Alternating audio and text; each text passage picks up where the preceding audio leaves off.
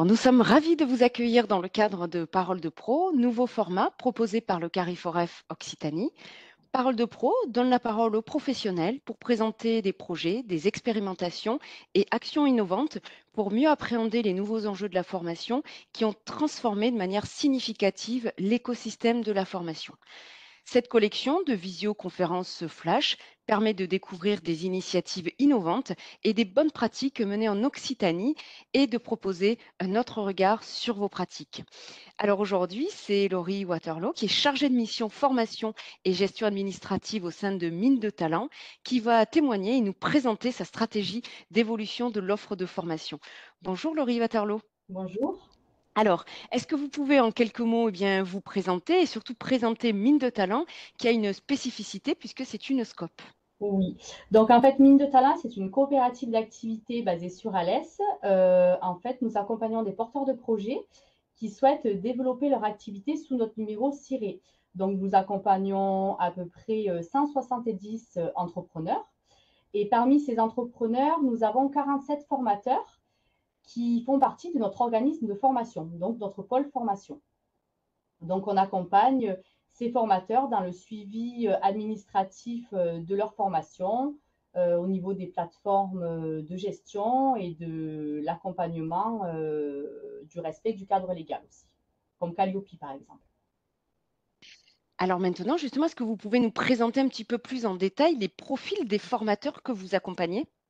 Donc, en fait, nous avons tout profil parce qu'on est une coopérative d'activité multi-activités. Donc, c'est-à-dire on n'a pas de spécificité particulière.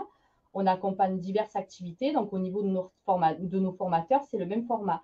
C'est-à-dire qu'on a des formateurs qui font des formations en bien-être, en logiciel, massage, voilà, toutes sortes de formations. Et donc, il peut y avoir des formations très longues comme les bilans de compétences, par exemple, ou des formations courtes de 1 ou 2 jours. Voilà. Et nous faisons aussi, donc nos formateurs font du présentiel et du distanciel aussi.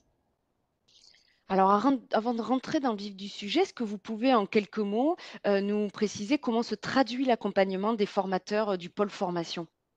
Donc, en fait, lorsqu'ils intègrent le pôle formation, nous leur faisons en amont un questionnaire de positionnement afin de voir un petit peu quelles sont leurs compétences et où ils en sont au niveau administratif aussi de la formation, c'est-à-dire la connaissance des financements, comment est-ce qu'ils doivent procéder selon les profils de stagiaires qu'ils ont et au niveau aussi, on les accompagne aussi au niveau du respect du critère Calliope.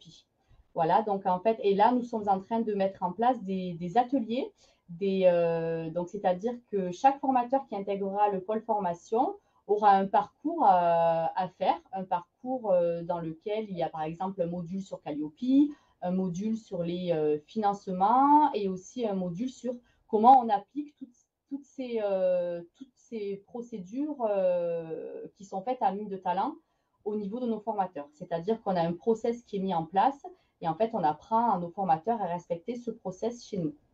Voilà. Alors justement, rentrons dans le vif du sujet. Est-ce que vous pouvez nous détailler des exemples types de parcours d'accompagnement et nous dire concrètement, avec des exemples terrain, comment l'accompagnement se met en place? Donc concrètement, notre accompagnement se traduit déjà lorsque un porteur de projet intègre Mine de Talent et qu'il souhaite développer de la formation donc, dans notre structure, il a un accompagnement supplémentaire. C'est-à-dire qu'en fait, il y a la partie déjà, on l'intègre au niveau de Mine de Talent et ensuite, il est redirigé vers moi afin d'avoir un premier entretien individuel afin d'intégrer notre pôle formation. Donc, lors de cet entretien individuel, en fait, je lui fais en amont un questionnaire de positionnement afin de définir réellement quels seront ses besoins et où il en est au niveau de sa posture de formateur, au niveau de la connaissance administrative, des financements, de Calliope. Et à partir de là, je lui propose un accompagnement plus ou moins personnalisé. Je lui donne des pistes, comment se faire connaître par les OPCO, si si ces formations sont financées par Pôle emploi, je lui explique tout le process pour pouvoir être financé par Pôle emploi, c'est-à-dire inscription de la formation sur le site du Cariforef, qui sera ensuite visible par Pôle emploi et donc ensuite par les conseillers et par les demandeurs d'emploi. Donc là, c'est un exemple, par exemple, pour un financement Pôle emploi.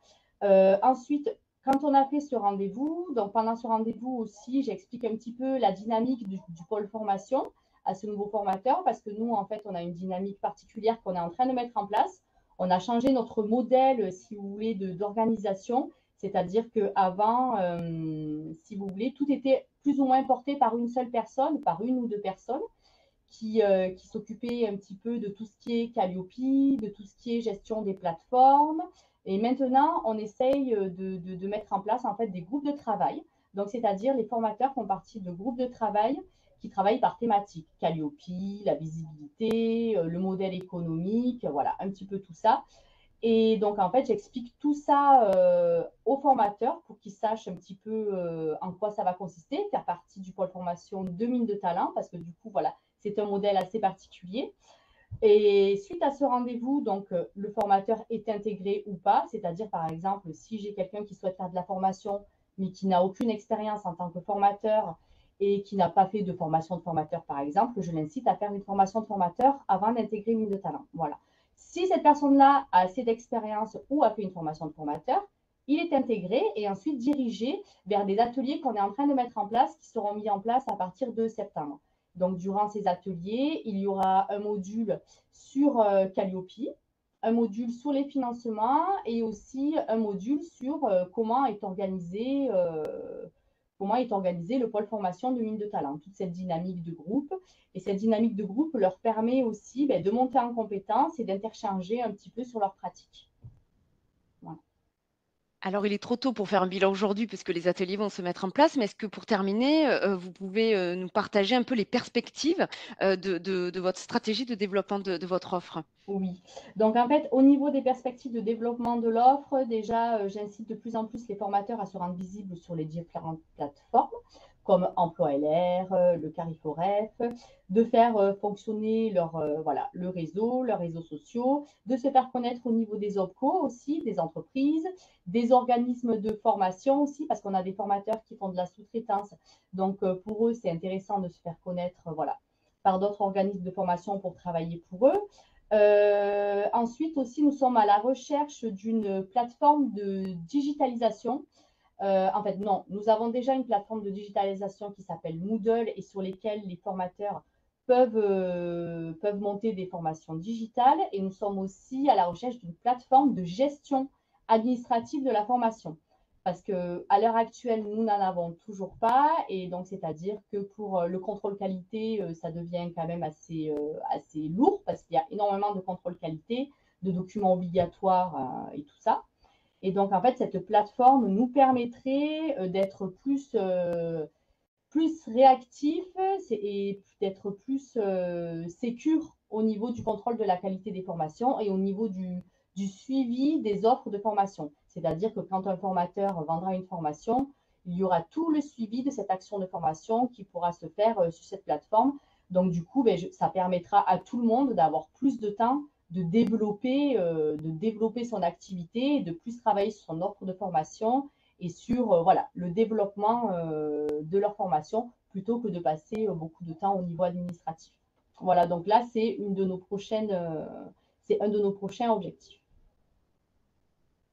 Merci beaucoup, Laurie Waterloo, d'avoir partagé ce témoignage et retrouver toute la programmation de Parole de Pro et bien plus encore sur notre site internet cariforefoccitanie.fr et on se donne rendez-vous pour le prochain témoignage dans le cadre de Parole de Pro.